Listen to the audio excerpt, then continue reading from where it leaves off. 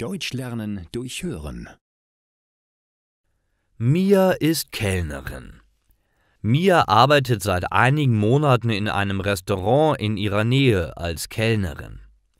Schon eine Stunde vor der Öffnung kommt sie zur Arbeit und zieht sich die Uniform an. Sie ordnet die Tische und fängt an, sie zu decken mit Tellern, Besteck und Servietten.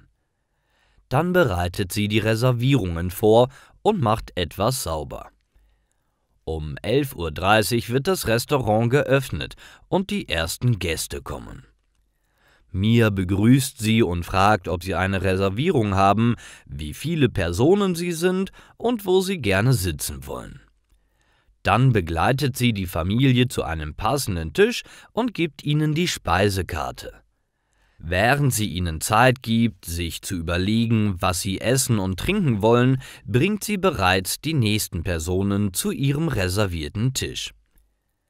»Was darf ich Ihnen bringen?« fragt sie die Familie und gibt die Bestellung in dem Gerät ein, das mit dem System des Restaurants verbunden ist. Zuerst die Getränke und dann das Essen. Mia geht zur Bar, bereitet die Getränke zu und bringt sie auf dem Tablett zu dem Tisch zurück. Mit einem Lächeln stellt sie die Gläser ab und sagt, dass das Essen bald fertig sein wird. Zwischendurch nimmt Mia auch Anrufe für Reservierungen oder Bestellungen entgegen. Dann sind auch schon die warmen Speisen fertig.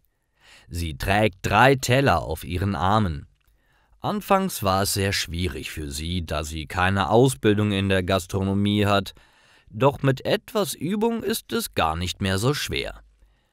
Zum Schluss bringt sie noch das letzte Gericht zum Tisch. Guten Appetit wünscht sie ihnen und kümmert sich um die zahlreichen weiteren Gäste, bevor die Familie zahlen will. Mia bringt ihnen die Rechnung und erhält einiges an Trinkgeld. Sie bedankt sich bei den Gästen und wünscht ihnen einen schönen Tag. Dann räumt sie schnell den Tisch ab, putzt ihn und deckt ihn wieder. Bis 17 Uhr muss sie arbeiten. Dann macht ein Kollege bis 22 Uhr weiter.